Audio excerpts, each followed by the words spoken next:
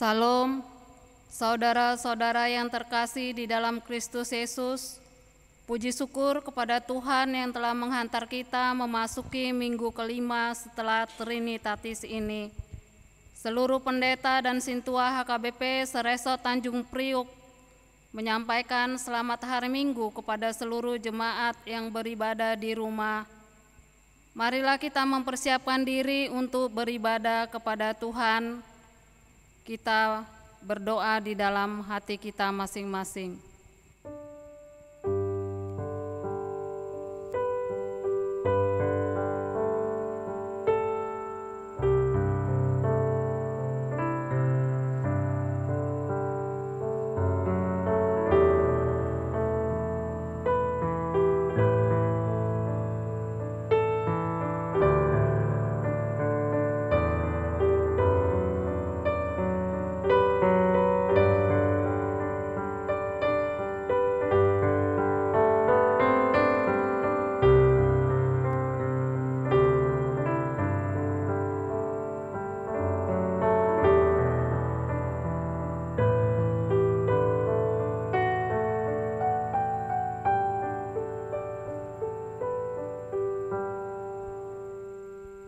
Amin.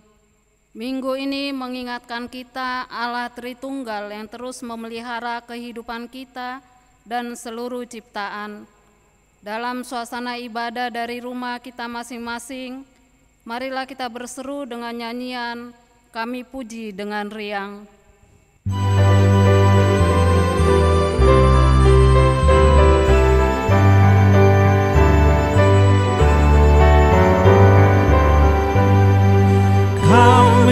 Puji dengan riang Dikau Allah yang besar, bagai bunga terima siang hati kami bermekar.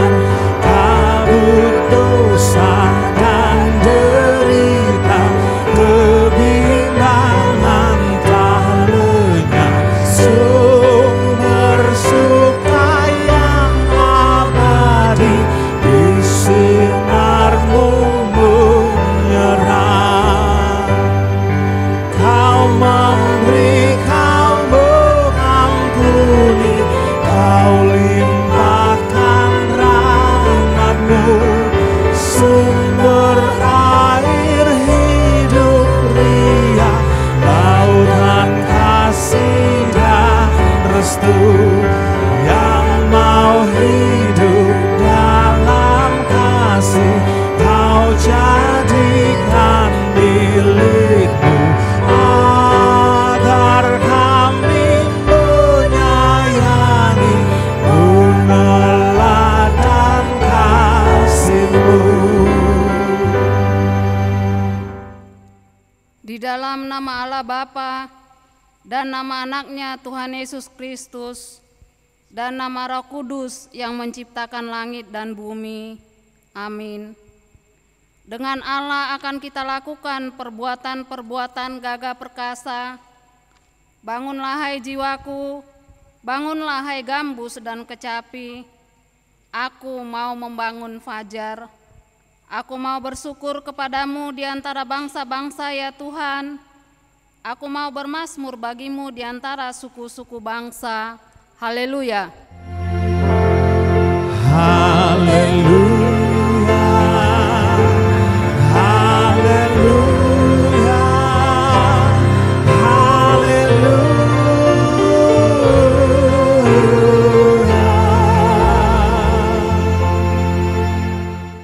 Marilah kita berdoa. Ya Tuhan Allah, Bapa kami yang Maha Pengasih, kami berterima kasih kepadamu karena Engkau memanggil kami ke dalam pengharapan yang kekal. Karuniakanlah kepada kami Roh Kudus, supaya kami kuat dalam perlawanan, mengalahkan keinginan-keinginan duniawi, dan supaya kami mencari hal-hal yang ada di surga. Kuatkanlah kami mengalahkan segala kuasa kegelapan yang sanggup menghalangi perjalanan kami menuju kebahagiaan yang kekal. Teguhkanlah iman dan pengharapan kami, dan tumbuhkanlah dalam diri kami penguasaan diri, supaya kami menang pada akhirnya, pada saat mana kami akan menerima mahkota kemuliaan. Karena anak-Mu Tuhan Yesus Kristus Tuhan kami. Amin.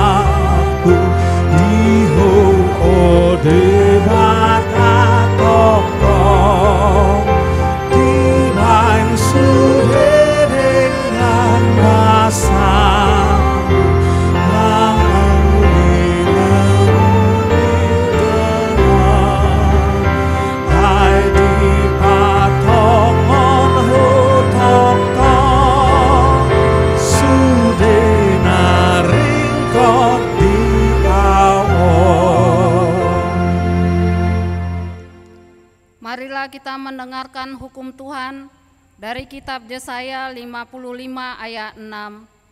Carilah Tuhan selama Ia berkenan ditemui, berserulah kepadanya selama Ia dekat.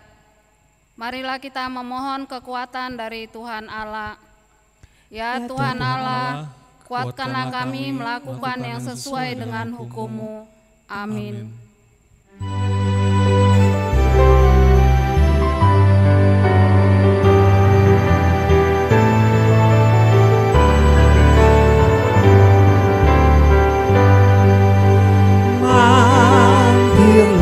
Dengar doaku, Yesus penebus.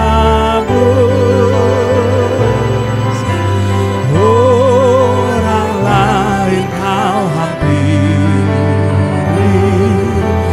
jangan jalan terus. Yesus dengar doaku, orang lain kau hampiri, jangan jalan terus. Tuhadopanmi, oh Tuhan, sumpah saya asih roham, oh Tuhan, jakon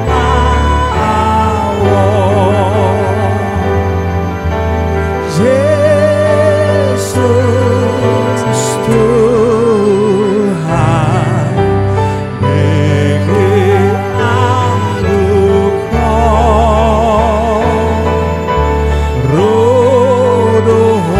tu akadonga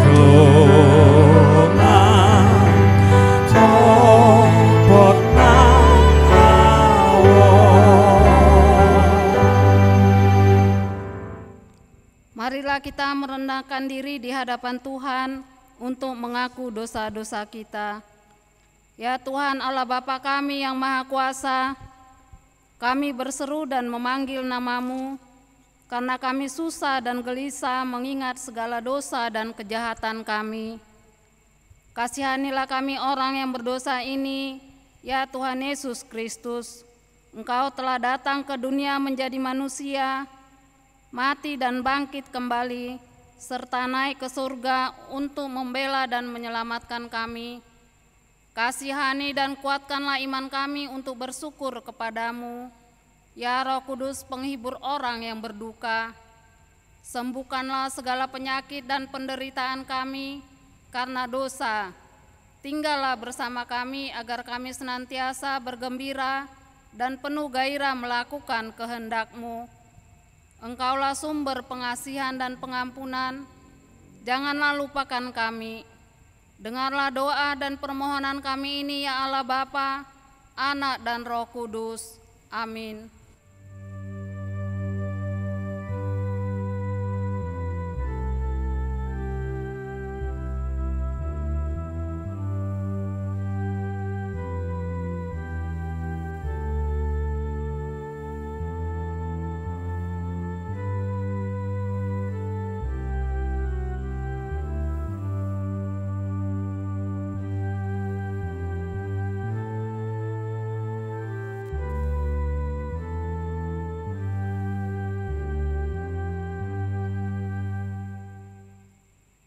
Dengarlah janji Allah tentang pengampunan dosa, karena semua orang telah berbuat dosa dan telah kehilangan kemuliaan Allah, dan oleh karena kasih karunia telah dibenarkan dengan cuma-cuma, karena penebusan dalam Kristus Yesus.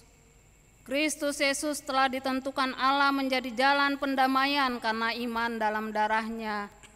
Kemuliaan bagi Allah di tempat yang maha tinggi. Amin.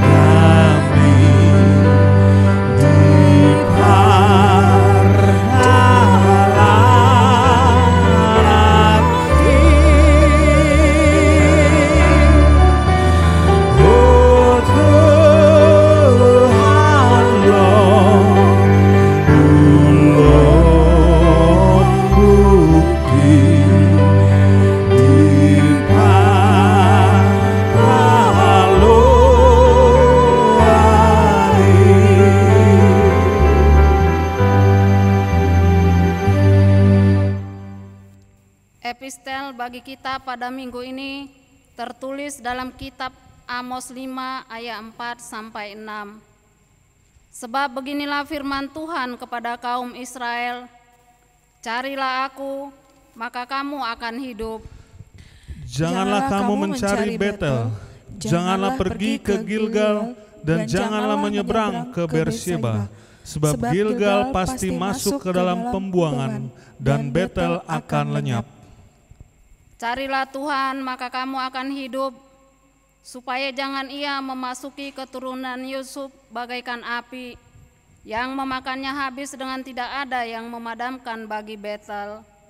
Demikianlah firman Tuhan. Berbahagialah orang yang mendengar firman Allah serta memeliharanya. Amin. Amin.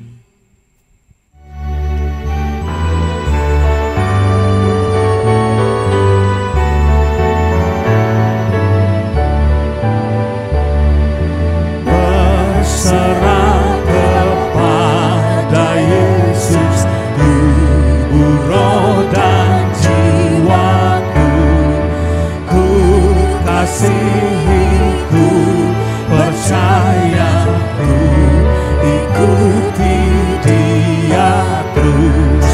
Aku berserah, aku berserah kepadamu, Juru Selamat. Aku berserah,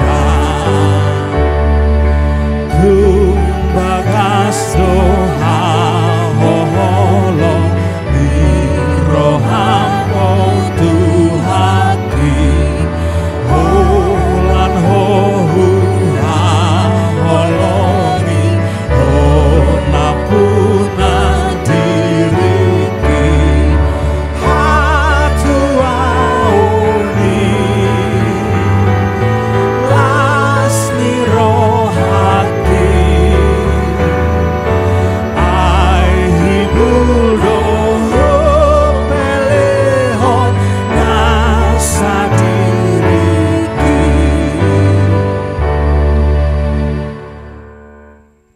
Marilah kita bersama-sama mengaku iman kepercayaan kita, sebagaimana teman-teman seiman di seluruh dunia, kita bersama-sama mengucapkannya.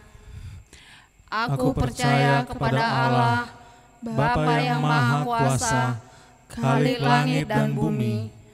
Aku percaya kepada Yesus Kristus, Anaknya yang tunggal Tuhan kita, yang dikandung daripada Roh Kudus, lahir dari anak darah Maria, yang menderita sengsara di bawah pemerintahan Pontius Pilatus, disalibkan, mati dan dikuburkan, yang turun dalam kerajaan maut, pada hari yang ketiga bangkit pula dari antara orang mati, naik ke surga, duduk di sebelah kanan Allah, Bapa yang Maha Kuasa.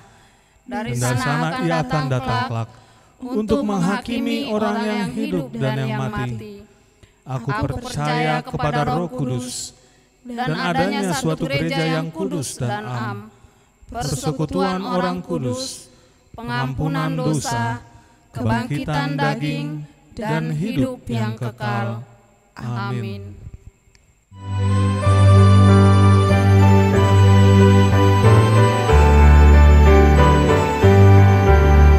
Betapa indah harinya saat ku pilih penebus, alangkah sukacitanya ku memberitakannya terus.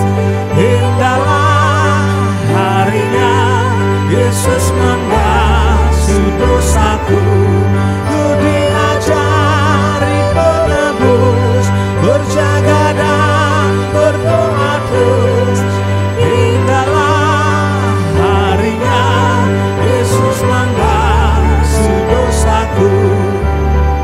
Oh roh haki saya tahan masih tobusmu ihokon ma imatutu ai mateho tu surgodo di toguho soarani tinggi dunjupang Yesus Tuhaki tondi nama ajaria arban malas niroha sonami tinggi dunjupang Yesus Tuhaki. Kita satukan hati kita berdoa. Damai sejahtera Allah yang melampaui segala akal, itulah kiranya yang memelihara hati dan pikiranmu sekalian di dalam Kristus Yesus Tuhan kita. Amin. Shalom, Horas untuk seluruh Bapak, Ibu, dan saudara-saudari yang mengikuti ibadah minggu dari kanal YouTube HKBP Tanjung Priuk.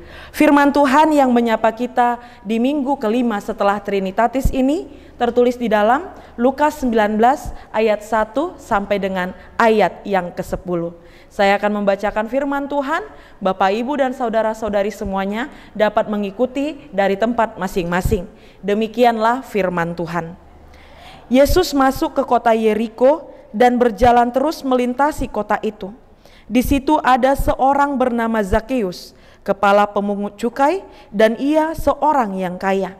Ia berusaha untuk melihat orang apakah Yesus itu. Tetapi ia tidak berhasil karena orang banyak, sebab badannya pendek. Maka berlarilah ia mendahului orang banyak, lalu memanjat pohon ara untuk melihat Yesus yang akan lewat di situ. Ketika Yesus sampai di tempat itu, ia melihat ke atas dan berkata, "Zakeus, segeralah turun, sebab hari ini aku harus menumpang di rumahmu." Lalu Zakeus segera turun dan menerima Yesus dengan sukacita. Tetapi semua orang yang melihat hal itu bersungut-sungut, katanya, "Ia menumpang di rumah orang berdosa." Tetapi Zakeus berdiri dan berkata kepada Tuhan, "Tuhan, setengah dari milikku akan kuberikan kepada orang miskin, dan sekiranya ada sesuatu yang kuperas dari seseorang, akan kukembalikan 4 kali lipat." Kata Yesus kepadanya, "Hari ini telah terjadi keselamatan kepada rumah ini, karena orang ini pun anak Abraham. Sebab Anak Manusia datang untuk mencari dan menyelamatkan yang hilang." Demikianlah firman Tuhan. Jemaat yang terkasih di dalam Kristus Yesus, hal menyapa orang. Ada beberapa alasan kenapa orang mau menyapa, menegur orang lain. Alasan yang pertama adalah supaya dia dapat menambah relasi pertemanannya, supaya dia dapat menambah parsauran nadumenggan, dohot aka naung tinandana. Itu sebabnya orang sering sekali lama-lama duduk di lapo. Begitu juga kepada ibu-ibu. Mungkin mereka sangat lama untuk bersama-sama duduk-duduk bersama, berkumpul dengan teman-teman perempuannya.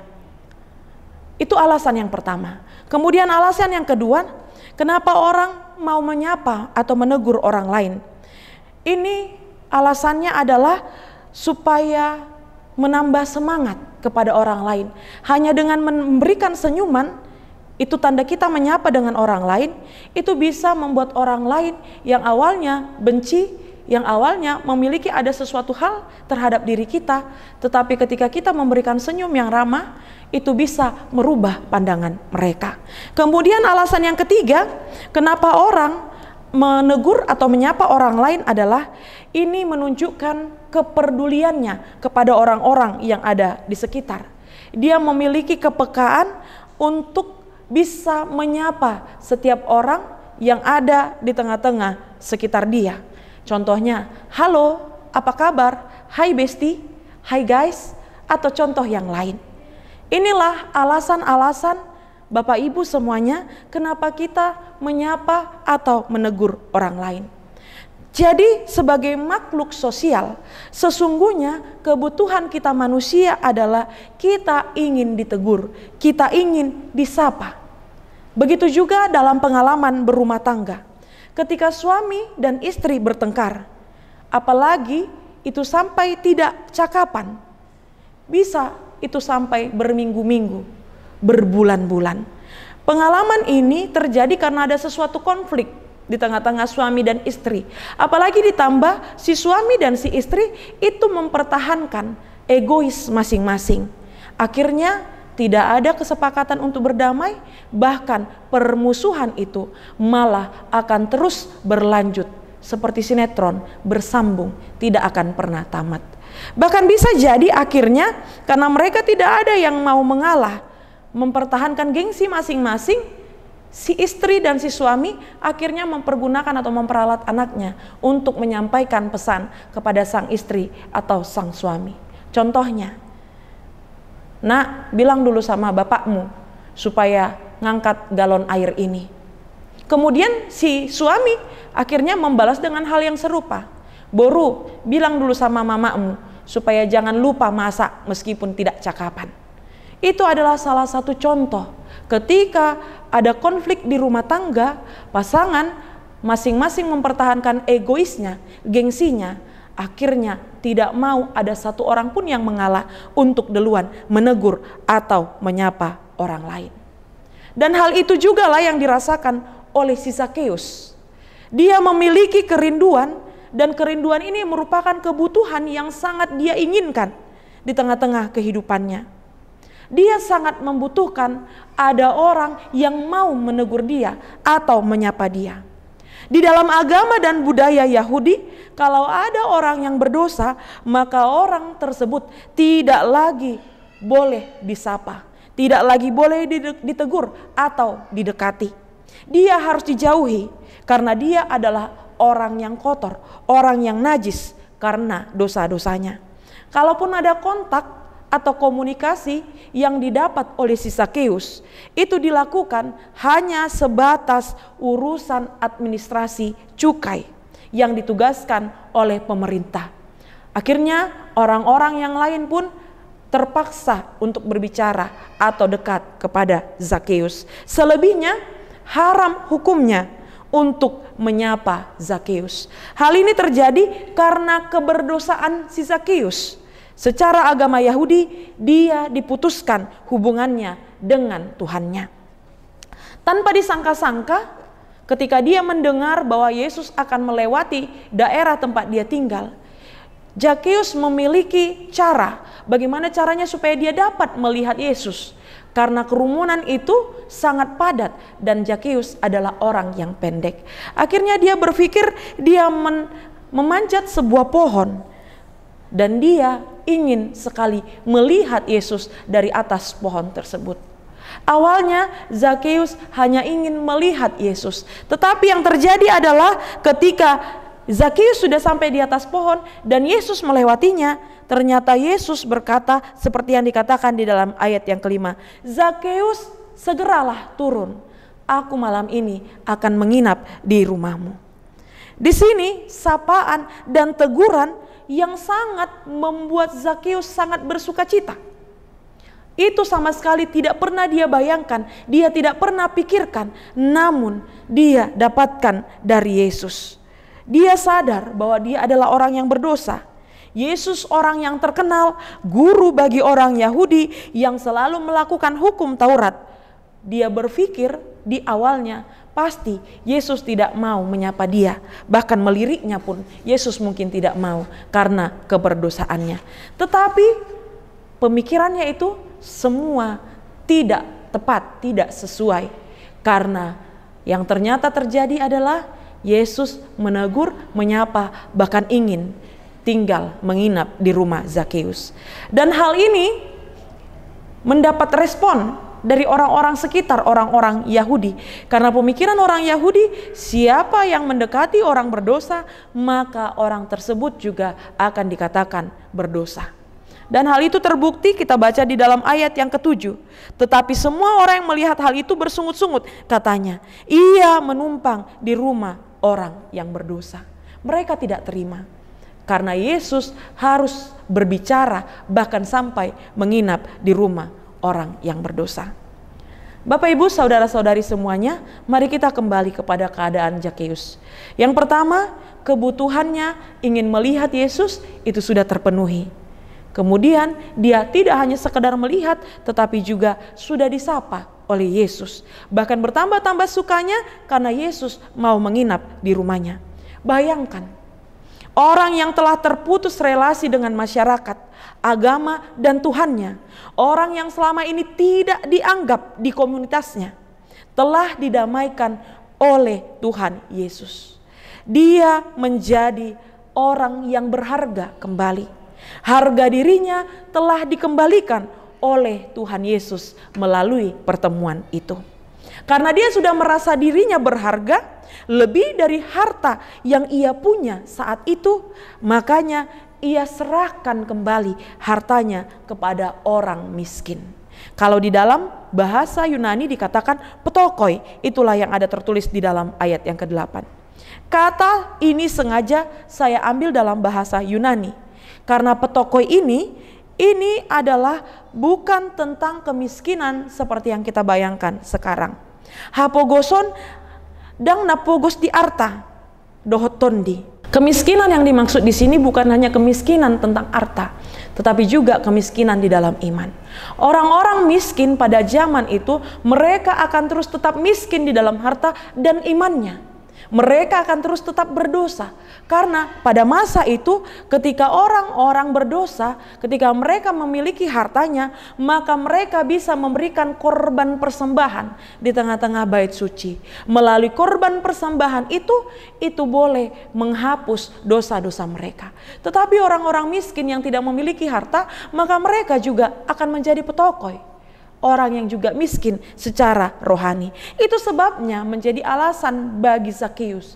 Dia akan memberikan hartanya bagi orang miskin. Bahkan tadi dikatakan juga di ayat yang ke-8, semua yang dia peras, dia akan mengembalikannya 4 kali lipat.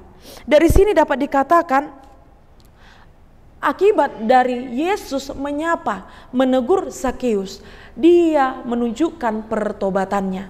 Dan yang dia tunjukkan pertobatannya itu tidak hanya sekadar kata-kata, tetapi dia juga menunjukkan dari tindakannya. Dia mau menolong, membantu orang yang miskin secara iman. Dan juga dia mengembalikan 4 kali lipat setiap orang yang telah dia peras.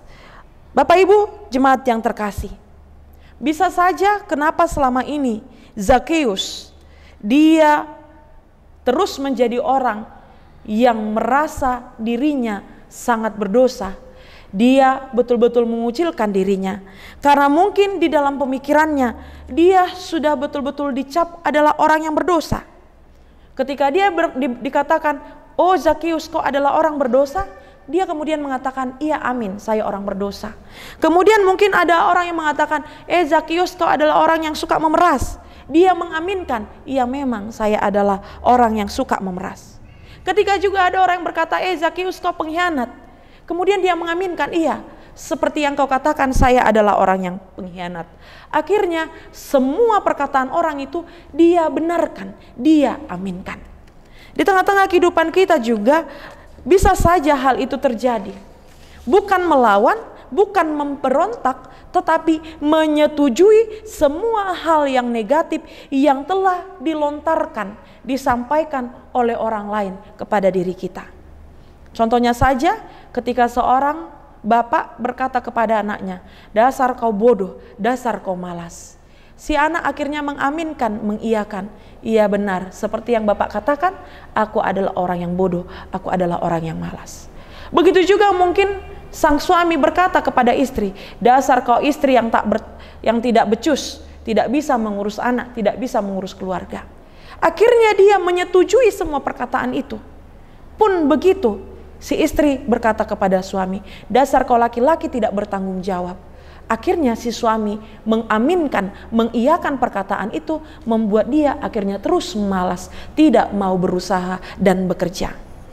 Oleh sebab itulah pertanyaan saya, dari mana mereka bisa mendapatkan kekuatan untuk memperbaharui kehidupannya apabila mereka tidak bisa mendengar adanya perkataan-perkataan yang positif, dukungan-dukungan yang positif dari orang-orang yang ada di dalam kehidupan mereka? Sama seperti Zakeus, dia tidak mendapatkan dukungan, dia tidak disapa. Itu sebabnya kehadiran Yesus bisa menyapa dia, dan tidak hanya dalam hal menyapa, tetapi membawa pertobatan, pembaharuan. Begitu juga kepada kita. Mari kita sapa orang-orang yang ada di sekitar kita. Mari berikan semangat kepada orang-orang yang ada di sekitar kita. Semangat anak mama, semangat puru papa, semangat anak-anakku, meskipun kau tidak lulus saat ini, doa mama engkau supaya diberikan kekuatan untuk boleh mengikuti ujian-ujian yang selanjutnya. Motivasi, semangat, dukungan, itulah yang kita bisa tunjukkan kepada orang-orang yang ada di sekitar. Perubahan dan pertobatan akan terjadi jika kita mengalirkan hal-hal yang positif dalam hidup ini. Pemulihan yang terjadi pada Zakeus membawa dampak besar bagi masyarakat sekitar pada waktu itu. Pertobatan terjadi bukan hanya di mulut saja, tetapi lewat tindakan. Oleh sebab itu, Bapak Ibu jemaat yang terkasih di dalam Kristus Yesus, perubahan hidup Zakeus terjadi karena ia sudah dipulihkan. Hidupnya telah menjadi baru. Rasa sukacitanya meluap-luap, berkelimpahan. sehingga ia hendak membagikan apa yang dia miliki kepada orang-orang yang ada di sekitarnya. Sama seperti gelas yang diisi air berlimpah-limpah. Tumpahannya itu ingin dibagikan kepada orang-orang yang lain. Perubahan akan terjadi apabila seseorang menjadi tersadar bahwa dia disemangati, disokong, didukung, dan selalu ada orang-orang yang mendoakannya. Ada sebuah eksperimen tentang kekuatan sebuah perkataan positif. Jadi ini sebuah eksperimen dari Jepang. Nasi diletakkan di dalam 2 toples. 1 toples ditandai dengan tulisan kebencian. 1 toples lagi ditandai dengan tulisan kasih. 1 toples yang bertuliskan kebencian ini diberikan aura-aura kebencian. Sedangkan 1 toples yang lain diberikan aura-aura kasih. Hasilnya adalah bahwa toples yang berisi kebencian, yang akhirnya diberikan aura-aura kebencian, itu membuat nasi menjadi cepat busuk. Sedangkan toples yang bertuliskan kasih tadi, yang telah berisikan aura-aura kasih, aura-aura yang positif, ini ternyata membuat nasi itu tetap seperti sebelumnya. Nah, Bapak Ibu semuanya, itu masih baru nasi. Bagaimana dengan manusia? Bagaimana ketika manusia yang sedang terpuruk, yang sedang sakit, yang sedang susah, kita berikan aura-aura yang positif, kita tunjukkan kasih, maka orang tersebut pasti akan bertambah semangat hidupnya di dalam menjalani setiap aktivitasnya. Oleh sebab itu, kita semuanya orang-orang yang sudah mendapatkan kasih yang luar biasa daripada Kristus. Marilah kita menjadi penyemangat, dan marilah juga kita hidup di dalam kasih Tuhan. Amin, kita berdoa. Terima kasih Tuhan kami untuk persekutuan kami di dalam ibadah minggu ini. Senantiasa ajari kami supaya kami senantiasa semuanya boleh betul-betul menunjukkan orang-orang yang mau bertobat. Engkau senantiasa mau datang menantikan kehadiran kami, menyelamatkan kehidupan kami orang yang berdosa. Itu sebabnya Tuhan, ajari dan ingatkan kami untuk selalu mau dituntun oleh tuntunan Roh Kudus. Berkati seluruh jemaat-Mu yang mengikuti ibadah hari ini. Berkati mereka di dalam setiap tugas dan tanggung jawab yang mereka emban. Sertai, kuatkan mereka ketika mereka di dalam kesusahan. Berikan solusi, berikan semangat.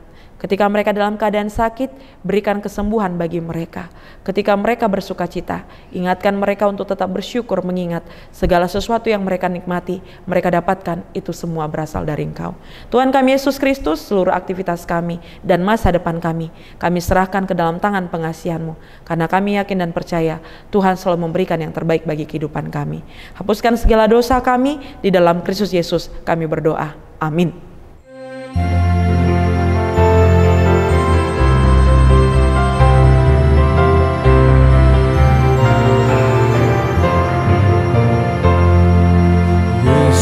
Menginginkan daku bersinar baginya, dimanapun ku berada, ku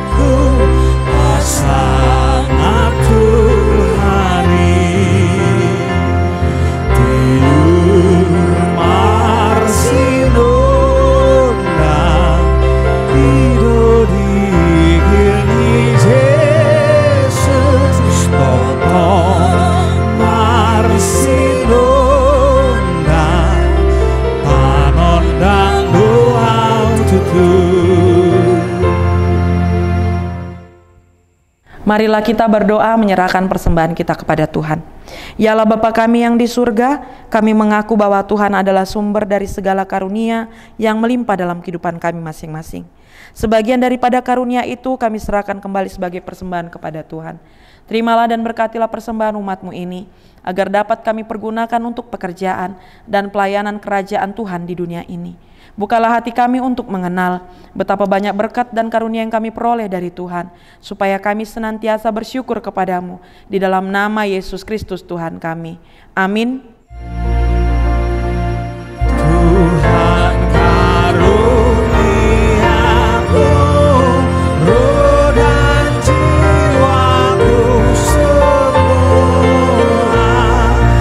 nyawa juga hidupku, harta milikku semua, ku serahkan padamu untuk selama-lamanya.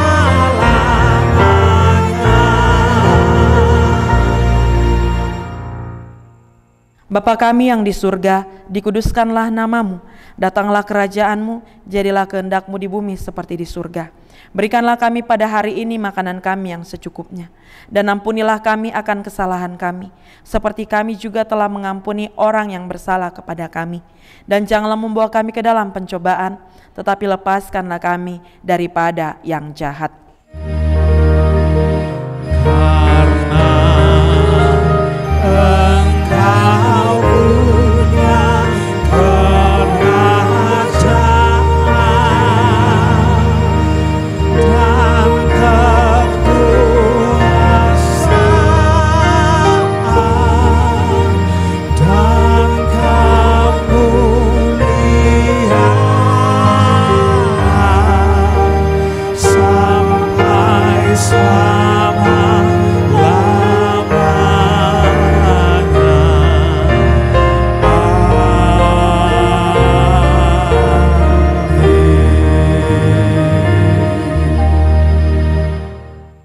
Terimalah berkat Tuhan.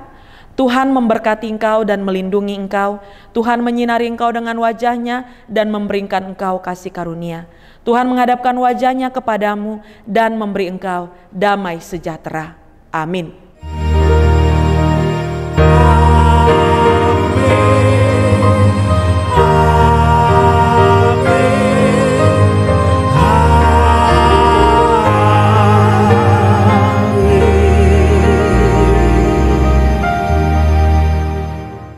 Bapak Ibu semuanya, terimalah salam dari kami seluruh Parhalado HKBP Tanjung Priuk. Kiranya kita selalu dalam keadaan sehat dan diberkati oleh Tuhan. Horas.